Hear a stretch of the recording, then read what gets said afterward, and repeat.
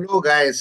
मेरा नाम प्रफुल्ल वर्मा है और स्वागत करता हूं मैं आपका मेरे येट अनदर वीडियो ऑफ मोक्ष लाइफ स्टाइल हब।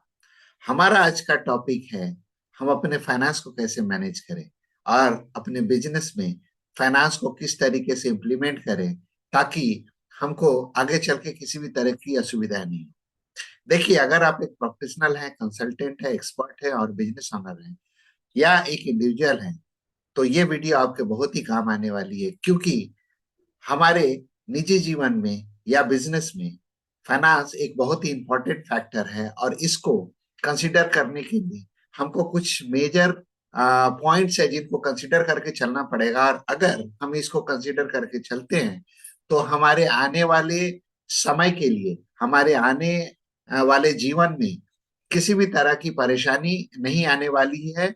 हम अपने फाइनेंस को अगर सही तरीके से मैनेज करते हैं तो अपने बिजनेस और अपने पर्सनल लाइफ दोनों ही तरीके से हम बेनिफिट पा सकते हैं। और इस इन सारे स्टेप्स को फॉलो करके, जो स्टेप्स मैं मेरे प्रोसेस में दिखाऊंगा, जिसको मैं अभी जस्ट शेयर करने वाला हूँ, इसको सीख के जो है आप अपने पर्सनल या प्रोफेशनल करियर में यूज करते हुए आप आगे बढ़ सकते हैं। और आप किसी भी तरह की इम्प्लीकेशन या डेट फ्री रहते हुए आप अपने बिजनेस को या पर्सनल लाइफ को आगे प्रोसीड कर सकते हैं। तो मैं आपको मेरे स्क्रीन शेयर के ऊपर लेके चलता हूं और आपको दिखाता हूं मेरे माइंड मैप के माध्यम से कि वो कौन से स्टेप्स हैं जिसको फॉलो करके आप अपने पर्सनल और बिजनेस को एक सही मोड़ दे सकते हैं, एक सही रास्ते पे लेके जा सकते हैं। तो मैं आपके साथ ये तीन पॉइंट्स शेयर करने वाला हूं और इसको सीख के आप बिजनेस फाइनेंस में मास्टरी पा सकते हैं। ये एक बेसिक कॉन्सेप्ट है, तो इसको आप जितना ज्यादा एलोबरेट करेंगे, फर्दर डीप डाइव करेंगे, आप उतना ज्यादा उसके ऊपर कंट्रोल पा सकेंगे और उसको लेके आप आगे प्रोसीड कर पाएंगे, आगे बढ़ पाएंगे। तो सबसे पहला एंड फॉरमोस्ट पॉइंट जो है, आपको अपना फाइनेंशियल प्लान जो है वो डेवलप करना पड़ेगा। और फाइनेंशियल प्लान जब आप डेवलप करते हैं तो आपको ये तीन फैक्टर को कंसिडर करके चलना पड़ेगा। पहला फैक्टर है, आपका गोल क्या है, आप क्या अचीव करना चाहते हैं, आपका मोटो क्या है। और दूसरा जो पॉइंट है, आपका ऑब्जेक्टिव क्या है। जब आप गोल डिफाइन कर लेते हैं तो आपको डिफाइन करना है कि आप वो कौन सा ऑब्जेक्टिव है आप अचीव करना चाहते हैं। फॉर एग्जाम्पल, आप अगर एक इंडिविजुअल हैं या एक बिजनेस ओनर हैं और आप अपने ईएमआई को मैनेज करना चाहते हैं, तो आप किस तरीके की सेविंग करेंगे और क्या आपका ऑब्जेक्टिव होगा जिससे आप अपने ईएमआई को मीटअप कर पाएंगे। अगर आपकी फैक्ट्री है या आपका बिजनेस है और आप अपने बिजनेस के लिए किसी भी तरीके का लोन लेके काम कर रहे हैं, तो उसके लिए आपका ऑब्जेक्टिव क्या है। आपका लोन रीपेमेंट करना है तो उसके लिए आप किस तरीके की फंड प्लानिंग करेंगे, किस तरीके की स्ट्रेटजी बिल्डअप करेंगे जिससे आप अपने बाकी एक्सपेंसेस को मैनेज करते हुए आप अपने ईएमआई को मीटअप कर पाएंगे और अपने टारगेट को, अपने गोल को अचीव कर पाएंगे। तो सबसे पहला जो टॉपिक है, जो कॉन्सेप्ट है, कि आपको अपना गोल सेट करना पड़ेगा, आपका ऑब्जेक्टिव क्या है, और बेस्ड ऑन दैट आपका स्ट्रेटेजी प्लानिंग किस तरीके से होगा। मैंने जो मेरे दूसरे पॉइंट में जो कवर अप किया हुआ है, जो कि प्रूवन मेथड है, मैनेज योर फाइनेंसेस, इसको मैंने तीन प्रोसेस में डिवाइड किया हुआ है। तो सबसे पहला जो है, आपको अपना बजट क्रिएट करना पड़ेगा। और बजट क्रिएट करने के लिए जो है आपको इन दो फैक्टर्स को ध्यान में रख के चलना है। एक, आपका इनकम कितना है और आपका एक्सपेंसेस कितना है। ये एक बहुत ही इंपॉर्टेंट और अहम मुद्दा है जिसको आपको प्लान करके चलना है। देखिए, अगर आपका इनकम मान लीजिए कि 1 लाख रुपए महीने का है, तो आपको अपनी सारी प्लानिंग जो है एक्सपेंसेस को खत्म करने के बाद आपको अपने इनकम के बेसिस पे अपने एक्सपेंसेस को प्लान करनी पड़ेगी। तो क्रिएटिंग अ बजट प्लान आपके लिए बहुत ही इंपॉर्टेंट और अहम मुद्दा है आपके फैक्टर में। सेकंड जो आता है, मॉनिटरिंग योर कैश फ्लो। तो मॉनिटरिंग योर कैश फ्लो में जो है, आपका अकाउंट का रिसीवेबल क्या है। अगर आप बिजनेस में हैं, आप कंसल्टेंट हैं, आप एक्सपर्ट प्रोफेशनल है, तो इस तरीके के सिचुएशन में आप जो प्रोजेक्ट करते हैं, आप जो काम करते हैं, तो उसमें जो आपके बैलेंस ड्यू रह जाती है आपके कस्टमर्स के पास, आपके क्लाइंट्स के पास, वो आपको ट्रैक करके रखना है कि आपको कितना वो अमाउंट है, कितना वो रिसीवेबल है जिसको आपको रिसीव करना है। और कितना आपका एक्सपेंसेस है जिसको आप पे करना। देखिए आपका मंथली रेकरिंग एक तो कॉस्ट हो सकता है, आपका रेंट हो सकता है, आपकी एम्प्लॉइज की सैलरी हो सकती है, आपके बाकी एक्सपेंसेस हो सकते हैं, आपकी सैलरी हो सकती है। तो ये जो है अकाउंट पेएबल है, तो आपको इन दोनों चीजों को कंसिडर करके चलना पड़ेगा। तीसरा जो एस्पेक्ट है, manage your debit. Manage your debit में जो है मैंने दो पॉइंट्स को कवर किया हुआ है। कंसोलिडेट डेबिट, देखिए यहाँ पे कंसोलिडेटिंग डेबिट का मतलब क्या होता है कि हो सकता है आपकी बहुत सारी ईएमआई चल रही हो, जैसे आपकी घर का ईएमआई, आपका फैक्ट्री का ईएमआई, आपके आपने अपने बिजनेस के लिए हो सकता है आपने लोन बोरो किया हुआ हो, तो उसकी ईएमआईज है। तो यहाँ पे कंसोलिडेटिंग डेबिट का मतलब हो गया कि आपको अपनी सारी ईएमआईज को एक लोन में कन्वर्ट करनी है और एक जगह पे कंसोलिडेट करके रखनी है। इससे आपको जो मेजर बेनिफिट होने वाली है कि जब आप एक जगह पे अपने लोन को रखेंगे तो you can negotiate with the creditor. जो बैंकर है उसके साथ आप नेगोशिएट कर सकते हैं कि मैं इतना सारा लोन आपके साथ एक जगह पे कंबाइंड करके रख रहा हूँ। तो इसके लिए you can negotiate with him for two things. One is your lower interest rate, आप लोअर इंटरेस्ट के लिए उनसे इंसिस्ट कर सकते हो, और बेटर पेमेंट टर्म्स के लिए आप उनके साथ नेगोशिएट कर सकते हो। तो इस तरीके से जो है आप अपने डेट को कंसोलिडेट करने से ये बेनिफिट आपको हो सकता है कि आप अपने क्रेडिटर के साथ स्ट्रॉन्ग पॉइंट पे नेगोशिएट कर सकते हो। आप lower interest and lower better payment EMI के लिए आप नेगोशिएशन कर सकते हो।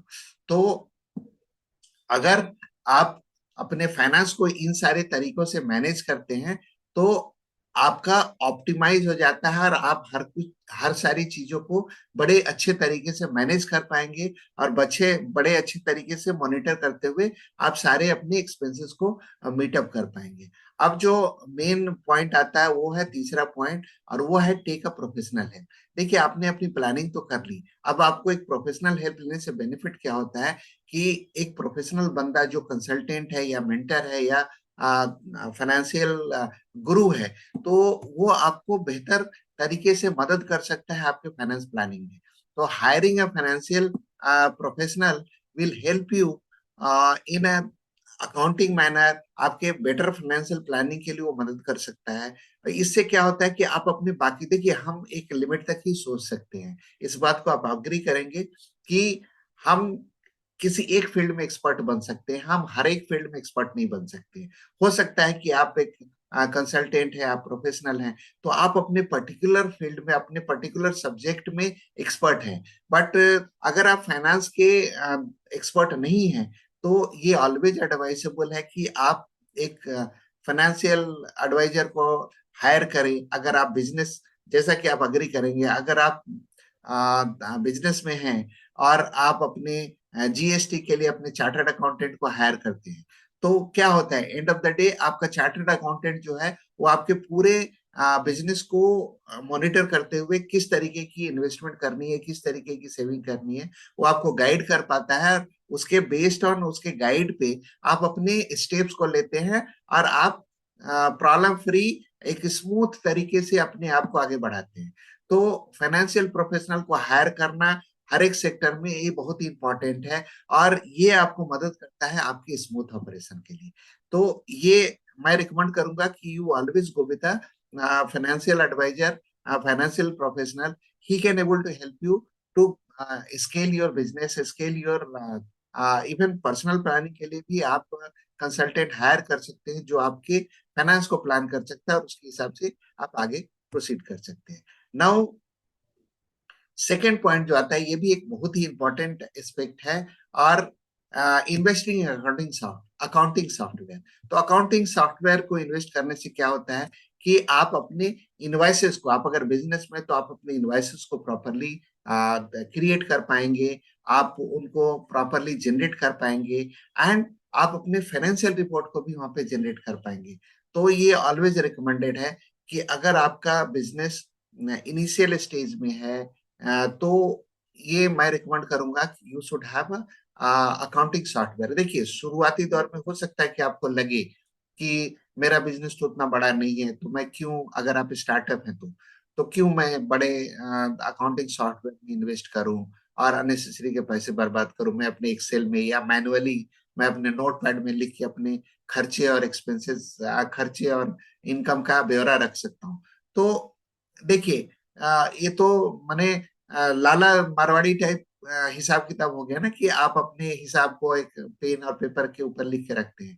तो इनिशियल स्टेज में हो सकता है कि आप उसको बेहतर तरीके से मैनेज कर पाए, बट लॉन्ग रन में जब आप अपने बिजनेस को ब्रॉडर तरीके से देखते हैं, या अपने पर्सनल फाइनेंस को आप ब्रॉडर तरीके से देखते हैं, तो ये ऑलवेज एडवाइसेबल है कि आप एक प्रोफेशनल सॉफ्टवेयर का सहारा लें, जिसके मदद से आप अपने बिजनेस को प्रॉपरली नर्चर कर पाएंगे, प्रॉपरली मॉनिटर कर पाएंगे, और आप सिंगल डैशबोर्ड पे अपने पूरे डेबिट क्रेडिट को मैनेज कर पाएंगे, देख पाएंगे। आजकल बहुत सारे बड़े सारे सॉफ्टवेयर आ चुके हैं मार्केट के अंदर।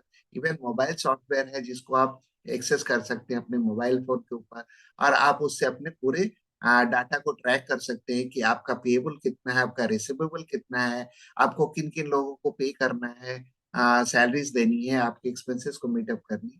तो बड़े सारे सॉफ्टवेयर अवेलेबल है, आप उनको रिसर्च कर सकते हो गूगल के ऊपर, यूट्यूब के ऊपर, एंड देन अकॉर्डिंगली आप जो है इसको प्रेफर कर सकते हो, और यू कैन प्रोसीड अकॉर्डिंगली। तो it is my recommendation to you is कि you should go with a professional accounting software, और जिससे कि आप अपने पर्सनल और बिजनेस को मैनेज कर सकते हो सही तरीके से। नाउ तीसरा एंड इम्पॉर्टेंट फैक्टर जो आता है, you always need to analyse and understand your financial status. आपको कंटिन्यूअसली रेगुलरली रिव्यू करनी है। ठीक है, आपने हायर कर ली कंसल्टेंट, आपको गाइड मिल जाएगा, आपने सॉफ्टवेयर ले ली, आपको सब कुछ डाटा वहां पे इनवॉइसिंग क्रिएट हो जाता है, आप अपने फाइनेंशियल रिपोर्ट्स को जनरेट कर पा रहे हो, लेकिन आपको अपने फाइनेंशियल स्टेटमेंट्स को रेगुलरली रिव्यू करनी है। और इसमें मेनली आपको अपनी income statement and balance sheet को चेक करना है। अगर आप बिजनेस में हो, कितना भी बड़ा बिजनेस हो सकता है, आप स्टार्टअप हो, आप मिडिल मिडिल सेगमेंट में हो, या आप अच्छी साइजेबल एक बिजनेस करते हो, एक प्रॉफिटेबल बिजनेस को करने के लिए, अपने फाइनेंस को प्रॉपरली मैनेज करने के लिए income statement and balance sheet का रेगुलरली रिव्यू करना, चेक करना बहुत ही इंपॉर्टेंट है। तो मैं रिकमेंड करूंगा कि यू शुड डू इट। तो इन सारे फैक्टर्स को अगर आप अपने बिजनेस में कंसिडर करते हैं, तो मैं समझता हूं कि आप एक बहुत ही स्मूथ तरीके से अपने बिजनेस को आगे बढ़ा सकते हैं। और ये 3 स्टेप्स जो मैंने आपको शेयर किया है, ये बहुत ही प्रूवन मेथड है। और इस 3 स्टेप्स को फॉलो करके आप किसी भी लेवल में बिजनेस करते हैं, वेदर आप स्टार्टअप हैं, मिड सेगमेंट में है, या आप हायर लेवल के बिजनेस ओनर हैं, या प्रोफेशनल कंसल्टेंट कंसल्टेंट या एक्सपर्ट हैं, आप कोच हैं, किसी भी तरीके के बिजनेस में आप हो सकते हैं। अगर आप इन स्टेप्स को फॉलो करते हैं, तो मार्क माई वर्ड्स, आपकी बिजनेस जो है डे दिन दुनी रात चौगुनी फ्लरिश करेगी। आप स्मूथली अपने बिजनेस को रन कर पाएंगे, और problem free single page dashboard पे आप अपने सारी इंफॉर्मेशन को कलेक्ट कर पाएंगे कि आपका पेएबल कितना है, आपका रिसीवेबल कितना है, आपको कितनी ईएमआईज देनी है, किस तरीके से अपने आपके फाइनेंस को आपको मैनेज करनी है। तो उम्मीद करता हूं कि इस वीडियो के माध्यम से मैं आपको वैल्यू अच्छी खासी फाइनेंस से रिलेटेड इनपुट दे पाया, जो आपके डे टू डे एक्टिविटी में, आपके बिजनेस में, आपके पर्सनल जीवन में आपको एक सही तरीके से मदद कर पाएगा। और आप इन सारे स्टेप्स को फॉलो करके आप सही तरीके से अपने जीवन में आगे बढ़ पाएंगे, और स्मूथली आगे बढ़ते हुए अपने बिजनेस को, अपने प्रोफेशन को स्केल कर पाएंगे, और स्मूथली आप अपने काम को आगे बढ़ा पाएंगे। तो उम्मीद करता हूं कि मैं अच्छी खासी वैल्यू आपको इस वीडियो के माध्यम से दे पाया। और अगर आप इस तरीके के वैल्यू पैक जानकारी चाहते हैं, तो मेरे चैनल को लाइक करें, सब्सक्राइब करें। और मिलता हूं मैं आपसे मेरे दूसरे वीडियो में एक नए टॉपिक, एक नए वीडियो के साथ, जहां पे मैं आपको ज्यादा से ज्यादा वैल्यू दे पाऊंगा। सो इस उम्मीद के साथ मैं इस नोट को बंद करता हूँ। Thank you so much for watching this video.